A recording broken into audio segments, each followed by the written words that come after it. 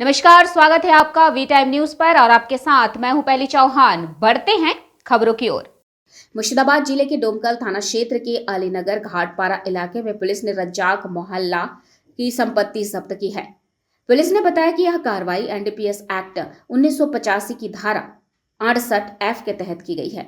शनिवार दोपहर को बताया गया कि जब्त की गई संपत्ति को किसी और को बेचा, पट्टे पर या हस्तांतरित नहीं किया जा सकता। यहां तक कि कोई भी उस संपत्ति को खरीद भी नहीं सकता। पुलिस ने आम जनता को चेतावनी देते हुए कहा कि जो कोई भी कानून तोड़ने की कोशिश करेगा उसके खिलाफ कड़ी कानूनी कार्रवाई की जाएगी। এই বাড়ি কারুর নামে আপনারা ট্রান্সফার করতে পারবেন না, এই বাড়ি অন্য কোনোভাবে হস্তান্তর করতে পারবেন না, বিক্রয় করতে পারবেন না। তার জন্যে কোর্ট এই অর্ডার দিয়েছে, সেই অনুযায়ী আমরা এখানে এই নোটিশ মুর্শিদাবাদ জেলা পুলিশের তরফে সাটিয়ে দিয়ে গেলাম এবং এলাকার মানুষের উপস্থিতিতে এটা আমরা সাটিয়ে দিয়ে গেলাম।